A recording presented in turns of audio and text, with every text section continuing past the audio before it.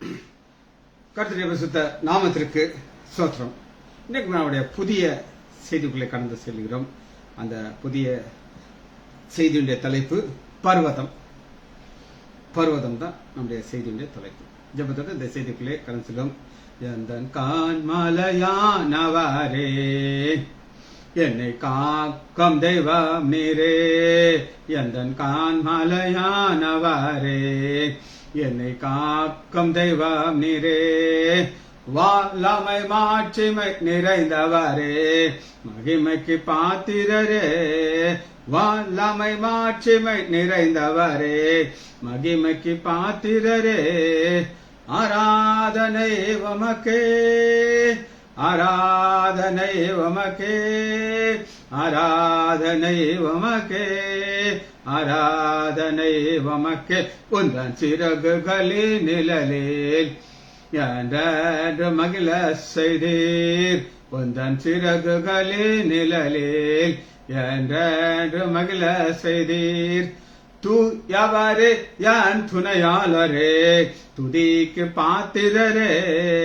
தூயவரே என் துணையாளரே, துதிக்கு பாத்திரரே. உராரா ரிவரா, உராரா உகரா, ரிகாரா ரிகரா, ரிபாரா ரிவரா. எந்தன் பலவின நேரங்களில் வாம் கிருபை தந்தீரையா. எந்தன் பலவின நேரங்களில் வாம் கிருபை தந்தீரையா. ஏசு ராஜா என் பலனாயினீர், எதற்கும் பயமில்லையே. ஏசு ராஜா என் பலனாயினீர், எதற்கும் பயமில்லையே. ஒரேரா ஒரேரா, உபரா உபரா, ரிபாரா ரிபரா, ரிகாரா ரிகரா. எந்தன் உயிருள்ள நாட்களெல்லாம் உம்மை புகழ்ந்து பாடிடுவேன். எந்தன் உயிருள்ள நாட்களெல்லாம் உம்மை புகழ்ந்து பாடிடுவேன். ராஜா நீர் செய்த நன்மைகளை எண்ணிய துதித்திடுவேன். ராஜா நீர் செய்த நன்மைகளை சொல்லியே துதித்திடுவேன். இயேசுவின் நாமத்தினாலே சிவங்களுக்கு பிதாவே, ஆமேன் ஆமேன் ஆமேன். கர்த்தருடைய பரிசுத்த நாமத்திற்கு ஸ்தோத்திரம். இன்னைக்கு நம்ம லீலி புஷ்பம்ங்கிற ஒரு செய்தி, நீளமான செய்தியை முடிச்சாச்சு. இப்ப நம்ம அடுத்த செய்திக்குள்ளே கடந்து வருகிறோம். இந்த செய்தியுடைய தலைப்பு என்னன்னா பர்வதம், மவுண்டன் இங்கிலீஷ்ல. செய்திக்கு ஆதாரமான வசனத்தை முதல் எடுத்துக்கிறோம். யோபு 9வது அதிகாரம் 5வது வசனம். இதுதான் நம்முடைய பர்வதத்திற்கு திருவகல் வார்த்தை. 9:5 யோபு. அவர் நம்முடைய கடவுள். பர்வதங்களை சடிதியாக பேர்க்கிறார். சடிதினா நம்ம ஒரு முயற்சி பண்ணி அந்த பர்வதத்தை தூக்கம் பார்த்தீங்களா, இதோட பர்வதங்களை சடிதியாக பேர்க்கிறார்.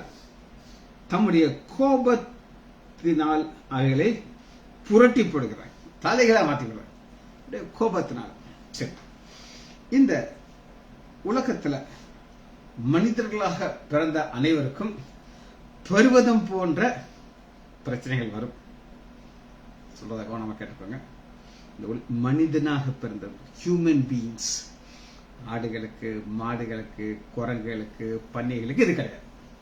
மனிதர்களாக பிறந்த அனைவருக்கும் மலை போன்ற பிரச்சனைகள் வரும்.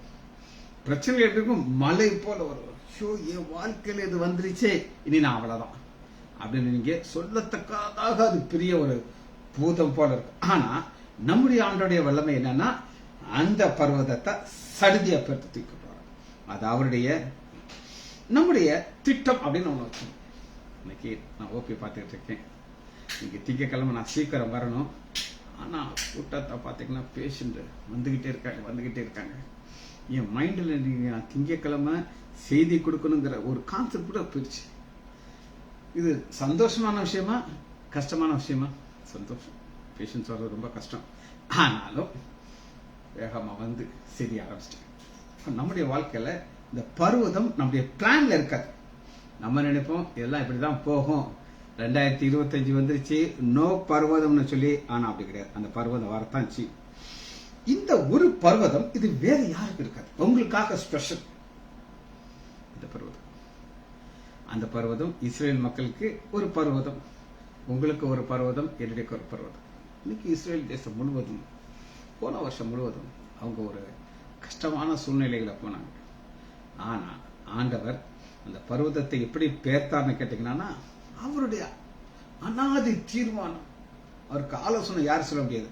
அப்படி ஒரு காரியங்களை செய்து இன்னைக்கு எல்லாரும் இஸ்ரேல் தேசத்தை பார்த்து பயப்படுறாங்க. இப்ப இவ்வளவு பிரிண்ட் இருக்கா உங்களுக்கு அப்படின்னு சொல்லி. அப்ப பர்வதம் வரும், அது உங்களுக்கு ஒரு ஸ்பெஷல் பர்வதம், அது வேற யாருக்கும் இல்லாத பர்வதம், அது உங்களுக்கு வரும். இந்த பர்வதங்கிறது உலக மக்கள் பார்க்கிற பார்வை வேற, நம்ம பார்க்கிற பார்வை. உலக மக்கள் அந்த பர்வதம் வந்துச்சுன்னா அவங்க அப்படியே ஆடி போயிடுவாங்க. எனக்கு தெரிஞ்ச ஒரு குடும்பம் தெப்பத்தை பக்கத்தில் இருந்துச்சு. பெரிய பணக்காரர். அந்த சந்துக்குள்ள போனீங்கன்னா ஒரு 5-6 வீடு அவருக்கு சொந்தமான வீடு. அவருடைய மனைவி மேல அவருக்கு ஒரு பயங்கர ஒரு அன்பு, பாசம். அதனால அவர் மனைவியை வீட்டுக்குள்ள வச்சு கதவை பூட்டிடுவார். ஏன்னா வேற யாரும் உள்ள வீடு வாங்கிட்டு கடையில் வந்து உட்காருவார், பிசினஸ் பண்ணுவார். அவருடைய கெட்ட நேரம், அவருடைய பிசினஸ்ல ஒரு கடன் வந்துருச்சு, நினைச்ச மாதிரி ஒரு சில பிரச்சனைகள் வந்துருச்சு. அந்த மலையை பார்த்துட்டு அன்னைக்கு அவர் அந்த 5 வீடுல ஒரு வீடை வித்திருந்தாருன்னா அந்த கடனையை அடைச்சி மீதி கையில காசு கிடைச்சிருக்கும். ஆனா தவிடு பொடியாகி மருந்து குடிச்சு செத்து போயிட்டார். அவர் மனைவிய இப்ப யாரு கதை வச்சு கூட்டுவா பாருங்க. உலக மக்களுக்கு ஒரு பர்வதம் போல பிரச்சனை வரும்போது அவர் நொறுங்கி விழுந்துறாங்க. ஆனா தேவ பிள்ளைகள் அப்படி கிடையாது, அவங்க உறுதியா இருப்பாங்க. எந்த கண் மலையானவரே, என்னை காக்கும் தெய்வம் நீரே. நம்முடைய பார்வை கண் மலை மேல இருக்கும், பிரச்சனைங்கிற மலை மேல இருக்காது. என்னை காக்கும் தெய்வம் நீரே, வல்லமை மாட்சிமை நிறைந்தவரே, மகிமைக்கு பாத்திரரே. வல்லமை மாட்சிமை இருக்கு அவருக்கு, சடிதியாக பேர்க்கிற வல்லமை இருக்குது, அது தூக்கி எரிஞ்சிருவார். அந்த வல்லமை அவருக்கு இருக்குது. இது நமக்கு இருக்கிற ஒரு உறுதியான நம்பிக்கை. மேற்கொள்ள அவர் பலன் கொடுக்கிறார், சத்துவத்தை கொடுக்கிறார். ஓடு, நான் உன் கூட இருக்கிறேன்.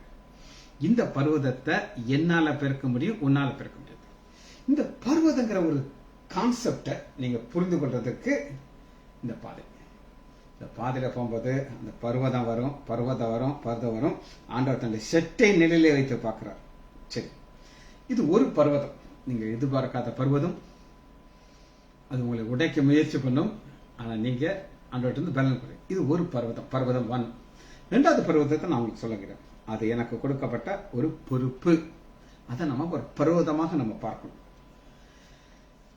பேஷண்ட்டை பார்த்தீங்கன்னா வந்துகிட்டே இருக்காங்க. இவ்வளவு பிஸியானா இது எனக்கு கொடுக்கப்பட்ட பொறுப்பு. ஹாஸ்பிட்டலையும் நான் ஒரு டாக்டராக என் வேலையை பார்க்கணும். இங்கேயும் எனக்கு பொறுப்பு. 2 நான் பேலன்ஸா பார்க்க தெரியும். அதை பார்த்து நான் ஓடக்கூடாது, இதை மட்டும் நான் பார்க்கக்கூடாது. பொறுப்பு, எனக்கு கொடுத்த பொறுப்பை நான் பேலன்ஸா பார்க்க தெரியும். இது பர்வதம். சாத்தான் என்ன செய்வான்னா இந்த பாதையை இருந்து நம்மளை பிரிக்க பார்ப்பான். நம்முடைய ஆண்டவரை பார்த்து, அவர் ஒரு பாதையை சிலுவையின்ற பாதை, அவன் என்ன சொல்றாங்கன்னா ஷார்ட்கட்டை காட்டுவான். நீர் என்னை பணிந்து கொள்ளும், நான் எல்லாத்தையும் கொடுக்குறேன்னு சொல்லி. ஷார்ட்கட் கிடையாது. நம்முடைய வேலைங்கிறது ஒரு பர்வதம், நம்முடைய ஊழியங்கிறது ஒரு பர்வதம். இந்த பாதையிலிருந்து நம்ம பிரிக்கவே முடியாது. இப்ப ஆண்டவர் என்ன செய்கிறார் அப்படின்னு கேட்டீங்கன்னா, பவுல் சொல்கிறார், நான் உண்மை உள்ளவன் என்று எண்ணி எனக்கு ஊழியத்தை கொடுத்திருக்கிறார். என்னது உண்மை உள்ளவன்? 2000 ரட்சிக்கப்பட்டேன், 25 வருஷம் ஓடி போச்சு. ஊழியத்தின் பாதையில எனக்கு ரொம்ப சந்தோஷமா இருக்கு. ஏன் சந்தோஷமா இருக்கேன்னா, இதை நான் ஒரு பர்வதமா பார்க்கிறேன், பெருசா பார்க்கிறேன். அதை அற்பமா பார்க்க கூடாது. உங்களுக்கு கொடுக்கப்பட்ட ஊழியத்தை நீங்க அர்ப்பணம். கர்த்தருடைய ஊழியத்தை அற்பமாக இருக்கிறேன், சபிக்கப்பட்டோம். 2 பர்வதம். ஒன்று, நீங்க பாதையில போகும்போது எதிர்பாராத ஒரு பர்வதம். ஆனா உங்களுக்கு பொறுப்புங்கிறது ஒரு பர்வதம். அந்த பொறுப்புங்கிற பர்வதத்தை நீங்க எவ்வளவு அது சீரியஸானது உண்மை உள்ளவன் என்று எண்ணி இந்த ஊழியத்தை கொடுத்தார். ஆண்டவர் ஆகிய இயேசு இந்த பூமிக்கு வந்தார். அவருக்கு ஒரு பெரிய பொறுப்பு கொடுக்கப்பட்டது. அது ஒரு பர்வதம். இந்த பர்வதத்தை பார்த்து அவர் அப்படி சிலுவைக்கு போறதுக்கு முன்னாடி பிதாட்ட கேட்கிறாரு, பிதாவே இந்த பாத்திரம், இந்த பர்வதம் என்னை விட்டு நீங்க கூடுமானால் செய்யுங்க, ஆனாலும் என்னுடைய சித்தமில்ல அப்படி. ஆண்டவருக்கு அந்த உலகத்தில் பாவம் எல்லாம் அவர் மேல வருது. இந்த பாதையில நான் போக வேண்டியதுக்கே ஒரு பாவத்தை பாராத சுத்த கண்ணன், ஆனாலும் அவருக்கு அந்த பொறுப்பு கொடுக்குறது. இந்த பர்வதத்தை அழகா அதை அக்செப்ட் பண்ணிக்கிட்டார். இந்த பாத்திரத்தை நான் குடிக்கணும், இந்த பாதையில நான் ஸ்நானம் பண்ணி எழுதணுங்கிறது அவருக்கு நல்லா தெரியும். நம்முடைய தேவன் யார் அப்படின்னு கேட்டீங்கன்னா ஜெபத்தை கேட்கிறது. நம்முடைய ஆண்டவராகிய இயேசு கிறிஸ்து அந்த பாதையில போகும்போது திணறார். இந்த பாத்திரம் விட்டு நீங்களும் ஜெபம் பண்ணுகிறார். ஜெபத்தை கேட்கிற தேவன் அந்த பாத்திரத்தை நீக்கல, ஆனா வானத்திலிருந்து ஒரு தேவதூதனை அனுப்பி ஒரு ஒத்தாசை கொடுக்கிறார். இந்த ஒத்தாசை தான் நமக்கு தேவை. இப்ப நான் ஒரு ஸ்விம்மிங் கத்துக்கொண்டிருக்கேன். கத்துக்குட்டி ஒரு பெரிய ஸ்விம்மிங் பூல், குட்டி ஸ்விம்மிங் பூலாம் ஸ்விம் பண்ணிட்டு இருக்கேன். எனக்கு தெரியாது, இப்பதான் கத்துக்கிட்டு இருக்கேன். பெரிய ஸ்விம்மிங் பூல போயாச்சு. இதுக்குள்ள போன உடனே 2 வகையான அனுபவம் எனக்கு. ஒன்றும் சந்தோஷமா இருக்கு, நல்லா இருக்கு நீந்துறதுக்கு, நீந்தி போற முன்னாடி மிதக்கிறோம், நல்லா ஜாலியா இருக்குன்னு. ஆனா இன்னொரு பக்கம் பயம் இருக்கு. நான் முங்கிட்டா என்ன செய்யணும்? என்னுடைய கோச் ரொம்ப அருமையான ஒரு மனிதர், very close to my heart. என் பக்கத்துல நிற்பார், கண்ணு ஃபுல்லா என்னையே தான் பார்த்துக்கிட்டு இருக்கும். எனக்கு நல்லா தெரியும் ஆண்டவர் எப்படி நம்மளோட கூட இருக்கிறாரோ. அப்ப இந்த பர்வதங்கிற ஒரு ஸ்விம்மிங்கை நான் நீந்தணும், இது என்னுடைய ஆசை. எனக்கு ஆண்டவர் கொடுத்துருக்காரு, அழகான ஸ்விம்மிங் பூல் இருக்கு, இதன் வழியாகத்தான் நான் போகணும், அதை மாற்றவே முடியாது. சரி, தேவன் பதில் கொடுக்கிறாரு. தனது ஜனத்திற்கு அற்புதம் செய்யறது அவருக்கு லேசான காரியம். அந்த அற்புதத்தை அவர் செய்து அந்த மலையை அவர் பெயர்த்து விடுகிறார். 2 காரியம் சொன்னேன். பிரச்சனைங்கிற ஒரு மலை வருது, நீங்க ஜெபிக்கிறீங்க. பொறுப்புன ஒரு மலை உங்களுக்கு இருக்கு, நீங்க ஜெபிக்கிறீங்க. ஆண்டவர் பாதையை கொடுப்பார். ஜெபித்து ஆண்டவரோடு நம்முடைய பாதையில போயிட்டு இருக்கணும். பிரதர் சாம் ஜெபத்துறை ஒரு புத்தகத்துல ஒரு சம்பவத்தை எழுதினார். அது என்ன அப்படி இருக்குன்னா, பாஸ்டர் பாலியாங்கி சோ, அவர் கொரியால உலகத்திலேயே பெரிய சபை வச்சிருக்காரு. உலகத்திலேயே பெரிய சபை. அந்த சபைக்கு இங்க இருந்து பிரதர் சாம் ஜெபத்துறை, மோகன் சி லாசரஸ், இன்னொரு ஊழியக்காரர் அவர் இறந்துட்டாரு. இந்த மாதிரி ஒரு 5-6 பேர் போயிருக்காங்க. போய் இந்த மாதிரி நிறைய ஃபாரின் டெலிகேட்ஸ் அவங்க வருவாங்க. இவர் அவங்க கூட ஒரு டைரக்ட் ஸ்பீச் இவர் சொல்றாரு, நான் என்னுடைய ஊழியத்தினுடைய ரகசியத்தை நான் உங்களுக்கு சொல்ல. உடனே எல்லாரும் பேப்பரத்துக்கிட்டாங்க. பார்த்தாங்க, ஐயோப்பா இன்னைக்கு தேவன் நம்ம விருதுகள் நம்ம தமிழ்நாட்டில் போய் இந்த பாலியங்கி சோ மாதிரி நம்ம ஒரு பெரிய ஒரு ஊழியத்தின் பொறுப்பு, அவ்வளோ பெரிய பருவத்தை நாங்கள் செய்ய போறோம். பாயிண்ட் நம்பர் 1 பிரேயர், எழுதிட்டாங்க prayer. Point number 2 prayer. Point number 3 பேர் சொல்லி போயிட்டோம். சாம் ஜெபத்தில் சொல்லுறாரு, நாங்கெல்லாம் என்னமோ பெரிய ரகசியங்களை சொல்லி கொடுக்க போறாரு, இந்த ரகசியத்தை வச்சு ஒரு தலைகளை ஜபம்னு சொல்லிட்டு போயிட்டாரோம். அது போல அங்க உட்காரவே இல்லையா. அப்ப 2 பர்வதம், பொறுப்புங்கிற பர்வதத்திற்கும் ஜபம் தேவை, உங்களுடைய பிரச்சனைங்கிற பர்வதத்திற்கும் ஜபம் தேவை. இதன் வழியாகத்தான் நம்ம போகும்போது அந்த பிரயாணம் செய்யும்போது எதிர்ப்புகள் வரும். மழை இல்லாத பாதையே கிடையாது. சரி, நம்முடைய ஆண்டவராகிய இயேசு கிறிஸ்து இந்த பூமிக்கு வர்றதற்கு பிதாவாகிய தேவன் என்ன ஒரு ஆயத்தம் பண்ணினார் அப்படின்னு நான் உங்களுக்கு காட்டுறேன். லூக்கா 3வது அதிகாரம் 3வது வசனம். லூக்கா 3வது அதிகாரம் 3வது வசனம். கர்த்தருடைய வழியை ஆயத்தப்பட்டது. அப்பொழுது கர்த்தருக்கு வழியை, இந்த கர்த்தர் ஆண்டவராகிய இயேசு கிறிஸ்து, இது ராஜ பாதை. ராஜ பாதை அப்படின்னா என்ன அர்த்தம் அப்படின்னு கேட்டீங்கன்னா, ஒரு ராஜா தன்னுடைய அரண்மனையிலிருந்து ஒரு ஸ்பாட்டுக்கு போறாரு. அவர் போறாருன்னு சொல்லி முதவே நியூஸ் வந்துச்சுன்னா அந்த பாதையில இருக்கிற கற்கள் எல்லாம் எடுத்து போட்டுருவாங்க, பள்ளத்தெல்லாம் மேயிடுவாங்க. நான் வண்டியில வர்றேன், குட்டி மொப்பட்டு வச்சிருக்கிறேன். சில இடங்களில் பள்ளங்கள் இருக்கும். நம்ம ஒரு சில ஸ்டைல அப்படி போவாங்க. எனக்கு பயமா இருக்கும். பள்ளத்தில் இறங்கியாவது போவோம், இங்கிட்டு போனால் எவனா தாடிச்சு விடுவோம். இப்போ அந்த பள்ளத்தை பார்க்கும்போது கஷ்டமா இருக்கும். என்னடா இது, இந்த பள்ளத்தை சரி பண்ணக்கூடாதா அப்படின்னு. ஆனா பள்ளத்தை ஆண்டர் செய்தாரு. வாசித்து போனோம். பள்ளங்கள் எல்லாம் நிரப்பப்படும், சகல மலைகளும் குன்றுகள். மலைகள் குன்றுகள்ங்கிற ஒரு பாவத்தை தாத்துறதுக்காண்டி நம்முடைய ஆண்டவராகிய இயேசு கிறிஸ்து இந்த பூமிக்கு வந்தார். சரி, இது தேவன் சில மலைகளை நதியில தூக்கி போடுவார்.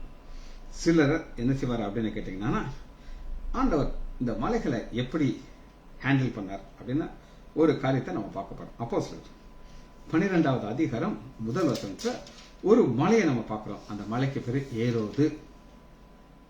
12வது அதிகாரம் முதல் வசனம்.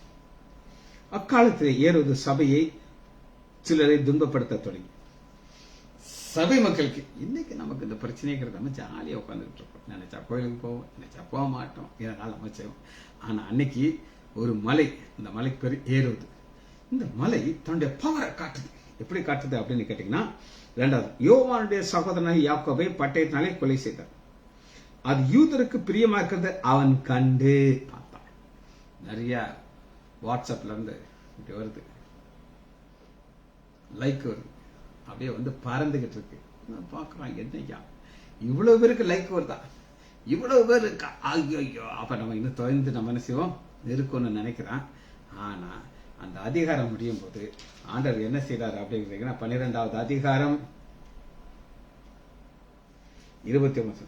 அவன் தேவனுக்கு மகிமை செலுத்தினான். உடனே கர்த்தருடைய தூதன் அவனை அடித்தான். அவன் புழு புழுத்து இறந்தான். கர்த்தருடைய தூதான் அவனை சுத்தி எஸ்காட் இருக்கும். எத்தனையோ பேர் இருப்பாங்க. ஒரு ராஜ வஸ்திரத்தை தரிச்சுக்கிட்டு அப்படி உட்கார்ந்துருக்காரு. எவனும் கிட்டே போக முடியாது. ஆண்டவர் பாக்குறாரு, இங்க வரு, இந்த மலையை பெயர்க்கிறது என்னாலதான் முடியும். நான் யார் அனுப்புவேன், ஒரு தேவ தூதன் அனுப்புவேன். அவன் போவான், ஒரு அடி அடிப்பான், அது புழு கொடுத்து செத்து போச்சு. இதுதான் ஆண்டவருடைய பாதை.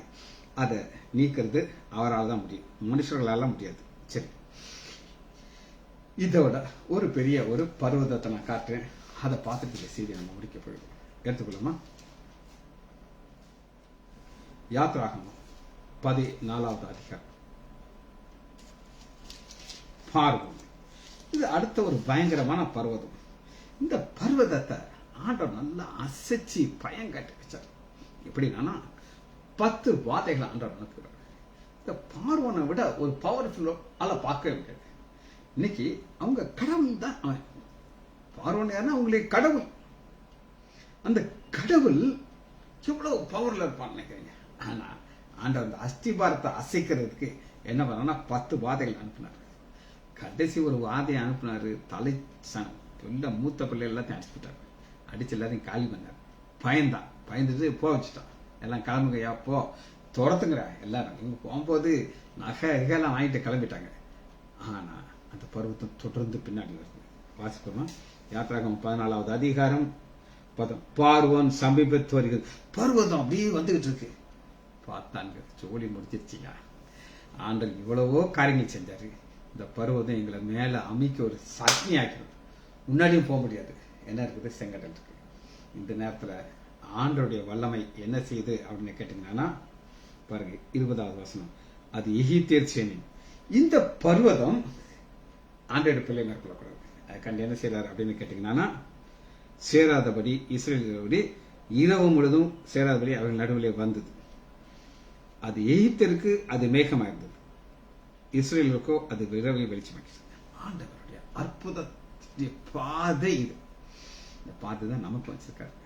ஆனா அன்னைக்கு இஸ்ரேல் மக்கள் எதை பார்த்து பயந்தாங்க அப்படின்னா, பார்வோன் அப்படிங்கிற ஒரு பர்வதத்தை பார்த்து பயந்து என்ன செய்தாங்க அப்படின்னு கேட்டீங்கன்னா, முருகு இருக்கிறாங்க. எப்படி 12 தாங்கள் எகிப்திலே இருக்கும் பொழுது நாங்கள் எகிப்திற்கு வேலை செய்ய எங்களை சும்மா விடும். இவனுக்கு தான் ஓன்னு அழுதாங்க. ஆண்டவரே, எங்களை எங்களுடைய கூக்குரல் பரலோகத்துக்கு வந்து எட்டிச்சு. ஆனா பிரச்சனை வரும்போது நான் எங்க சொன்னேன், நாங்க சந்தோஷமான இருந்தோம். இது மனிதனுடைய சுபாவம். ஆண்டவர் அதெல்லாம் கண்டுக்கிடவே மாட்டார். பாருங்க, நாங்கள் வனாந்திரத்திலே சாகரத்தை பார்க்கலும் ஏற்றுவோம். அப்பொழுது மோசே ஜனங்களுக்கு பயப்படாதீர்கள்.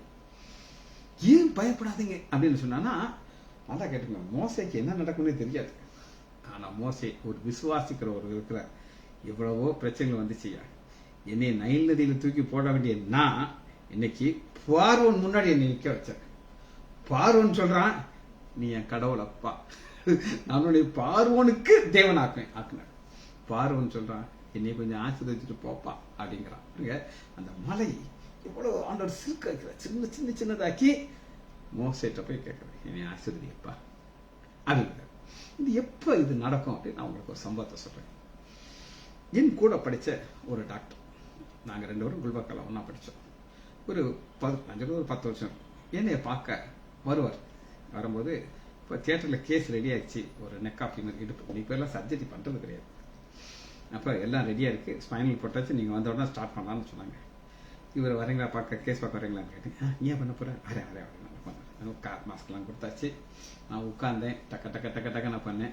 கரெக்டாக ஒரு 20-25 நிமிஷம் எல்லாத்தையும் முடிச்சுட்டு அண்ணன் வந்தார் க்ளோஸ் பண்ணுறதுக்கு. வாங்க ரவி போவோம், கிளம்பியாச்சு. நான் ட்ரெஸ் மாற்றிட்டு இருக்கும்போது அவர் என்கிட்ட கேட்குறாரு, சிஜி என்னை ப்ளஸ் பண்ணு அப்படிங்கிறார். எப்போ அந்த இது கேட்பாரு அப்படின்னு கேட்டிங்கன்னா, இன்னும் ஒரு மக்குப்பையன். எங்கள் குடும்பத்துலேருந்து தான் காசு கொடுத்து எனக்கு ஃபீஸே கட்டினாங்க, காம்படிஷன் ஃபீஸ்.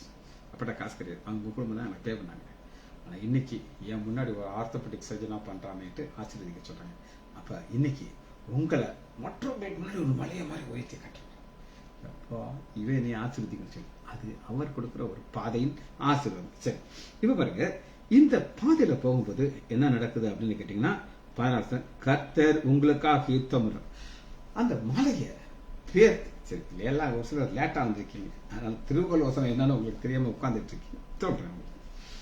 யோபு 9வது அதிகாரம் 5வது வசனம். எப்படி நம்ம லீலி புஷ்பத்துக்கு ஓசியார 14வது அதிகாரம் 5வது வசனத்தை எடுத்தோமோ அது போல இங்க பாருங்க, இங்க 9:5. யோபு 9:5. அவரால் நம்மளால முடியாது. அவர் பர்வதங்களை சடிதியாக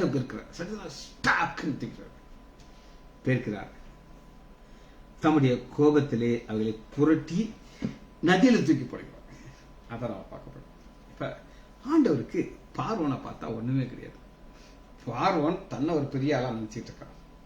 இஸ்ரேல் மக்கள் ஆண்டவரை பார்க்கறத விட்டுட்டு பார்வோனை பார்த்துட்டு இருக்காங்க. அந்த நேரத்தில் ஆண்டவர் சொல்கிறாரு, நீங்கள் கர்த்தர் உங்களுக்காக பார்வோன்கிற பர்வதத்தை சடிதியாக பேர்த்து செங்கடலை போட்டாரா? வாசிப்போமா? யாத்திராகமம் 14வது அதிகாரம் 28வது வசனம். சரி, 27. அந்தபடியே மோசே தன் கையை சமுத்திரத்தின் மேல் நீட்டினான். விடியற் காலத்திலே சமுத்திரம் பலமாக திரும்பியது. எகிப்தியர் அதற்கு எதிராக ஓடும் பொழுது கர்த்தர் அவர்களை கடலின் நடுவே கவிழ்த்து போட்டார். பார்வோன் பிளஸ் யுத்தம் எல்லாரையும் கவிழ்த்து போட்டார். இப்ப எங்க போயிட்டாங்க? நதிக்குள்ள போயிட்டாங்க. வாசிப்போமா? ஜலம் திரும்ப வந்து ரதங்களையும் குதிரை வீரர்களையும் அவர்கள் பின்னாக சமுத்திரத்தை பிரவேசித்த பார்வோனுடைய ராணுவம் அனைத்தையும் மூடிக்கொண்டது. அது ஒருவன் கூட தப்பவில்லை. சங்கீதம் 136:15 பார்வோனும் சமுத்திரத்துக்குள்ள போயிட்டாங்க. ஆண்டவருடைய வல்லமை என்ன அப்படின்னு கேட்டீங்கன்னா, 2 பர்வதத்தை நம்ம பார்த்தோம். ஒரு பர்வதம் நம்முடைய வாழ்க்கையில வருது. அந்த பர்வதம் நம்ம எதிர்பார்த்திருக்கவே மாட்டோம். நம்ம இதெல்லாம் வாராதுன்னு நினைச்சிட்டு இருக்கோம், வந்துடும். ஆனா அந்த பர்வதத்தை ஆண்டவர் பொறுப்படுத்துகிறார். 2வது பர்வதம் பொறுப்பு. உங்க குடும்ப வாழ்க்கையும் உங்க பொறுப்பு, உங்க தொழில் உங்களுடைய பொறுப்பு, ஊழியம் உங்களுடைய பொறுப்பு. இந்த உண்மை உள்ளவன் அப்படின்னு உங்களை கருதி ஆண்டவர் அந்த பொறுப்பை கொடுக்கிறார். அந்த பர்வதத்தை நீங்க என்ன செய்யணும்? பொறுப்பாக அதை நகர்த்தி கொண்டு போகணும். அது உங்க கையில ஜெபிச்சு முடிப்போமா? மகா இரக்கமும் கிருபையும் உள்ள பிதாவே, துதிக்கிறோம் ஐயா. பர்வதம் என்கிற ஒரு செய்தியை நாங்கள் துவங்கி இருக்கிறோம் ஐயா. தொடர்ந்து இதனுடைய ஆழங்களை நாங்கள் கற்றுக்கொள்ள உதவி செய்யுங்க ஐயா. பிள்ளைகள் ஒவ்வொருவரையும் என் ஆண்டவராகிய இயேசு கிறிஸ்துவின் நாமத்தினாலே ஆசீர்வதிக்கிறேன். இயேசுவின் நாமத்தினாலே ஜெபங்களின் பிதாவே. ஆமேன், ஆமேன், ஆமேன்.